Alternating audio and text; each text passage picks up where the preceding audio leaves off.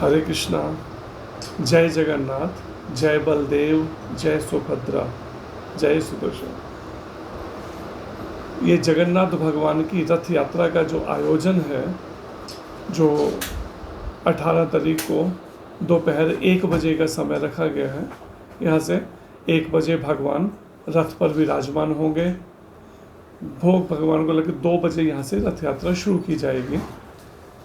और मुख्य रूप से ये बनाया जाता है जगन्नाथ जी की रथ यात्रा। ये जगन्नाथ भगवान स्वयं कृष्ण भगवान हैं।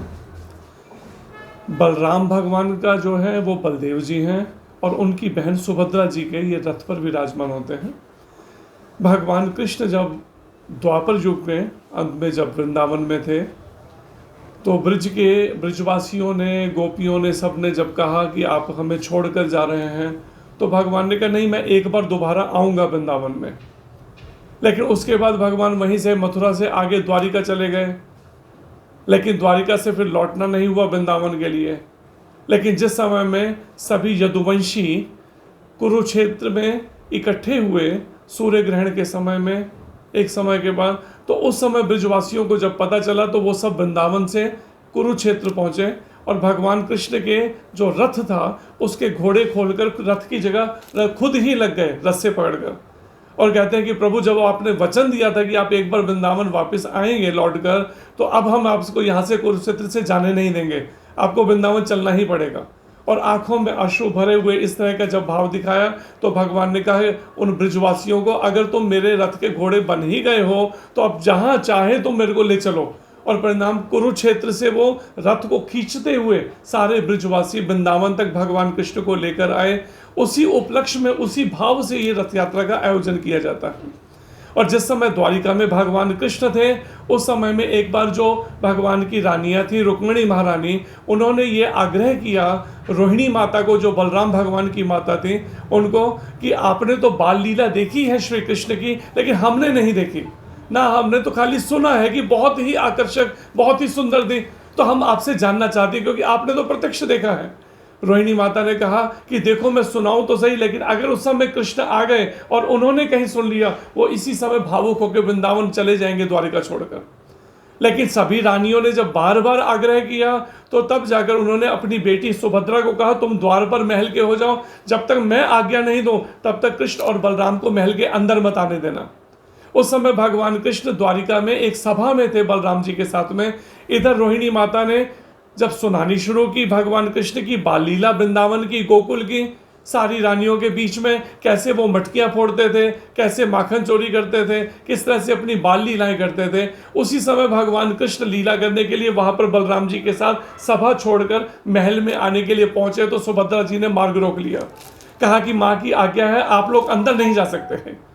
तो भगवान बोलने में बड़े चतुर हैं। भगवान कहते हैं अपनी बहन को, सुभद्रा को, सुभद्रे अंदर महल के अंदर जाने से मना किया है ना, पर सुनने से तो मना नहीं किया ना कि अंदर क्या बात चल रही है। तो तीनों ने कान लगा के जैसे ही सुनना शुरू किया, परिणाम भगवान ने अपनी ही बाल लीलाओं को जब सुना, इतने भावुक हो गए, उनके दोनों बाजू, दोनों टांगे जो है वो अंदर शरीर के अंदर चले गए। और ठीक ऐसे ही बलराम जी की और सुभद्रा जी की पूरे बाजू चले गए। उस समय आकाश मार्ग से नारद जी निकल रहे थे, उन्होंने जब ये दर्शन किया, उसी समय वो धरती पर उतर आके दंडवत लेट गए भगवान के आगे और प्रार्थना करते हुए कहते हैं कि प्रभु आज मुझे एक वरदान दीजिए, कलयुग के जो लोग हैं उन कलयुग के भक्तों के लिए आप इस रूप में दर्शन देंगे। परिणाम भगवान ने उसी समय विश्वकर्मा जी का कहा कि इस तरह के स्वरूप तुमने कलयुग में बनाने हैं। और कलयुग में भगवान कृष्ण के एक बड़े भक्त हुए हैं राजा इंद्रद्युम्न, उड़ीसा के अंदर जगन्नाथपुरी में। तो उनके भाव को देखते हुए भगवान इस रूप में जगन्नाथ भगवान, बलदेव जी और सुभद्रा जी के रूप में प्रकट हुए, जो आज भी वो विग्रह रूप में देखने को लगता है वो कास्ट लकड़ी के बने हुए हैं, लेकिन वो साक्षात स्वयं भगवान कृष्ण का वो स्वरूप है जो आज भी विराजमान है जगन्नाथ जी में। तो परिणाम भगवान जब प्रकट हुए, उसके बाद में उन्हें अभिषेक, जब स्नान कराया गया, तो इतनी गर्मी है, तो जब स्नान कराया गया खूब मटकों से, खूब जल से, तो भगवान बीमार पड़ गए। तो 15 दिन दर्शन बंद रहते हैं जगन्नाथपुरी के अंदर। उसके बाद भगवान जब निकलते हैं तो रथ पर विराजमान होते हैं और लाखों भक्तों को दर्शन देते हैं। और आज भी बिना इनविटेशन के उड़ीसा के अंदर जगन्नाथपुरी में 1 से 1.5 करोड़ भक्त इकट्ठे होते हैं। हम कुछ वर्ष पहले वहां रथ यात्रा के अंदर थे, तो वहां पर 1.5 करोड़ के करीब भक्त इकट्ठे थे सड़कों के ऊपर उनके दर्शन करने के लिए, जो सरकार की ओर से अनाउंस किया गया।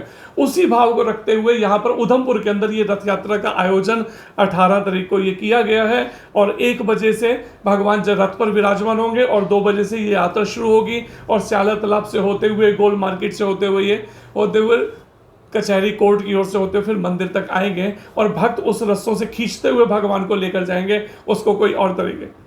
ये भाव है भक्तों का, और सभी इसमें हम आमंत्रित करेंगे कि सभी इसमें भाग लें, सभी भक्त आएँ, सभी माताएं आएँ, बच्चे सभी भाग लेकर। ऐसा वर्णन है शास्त्र में, अगर जगन्नाथ जी के रथ पर भगवान जब विराजमान है, रथ पर उनका दर्शन भी कोई करता है, अगर उसके रस्से को खींचता भी है, उसको निश्चित रूप से इस भव सागर से मुक्ति मिल जाती है भगवान की कृपा से।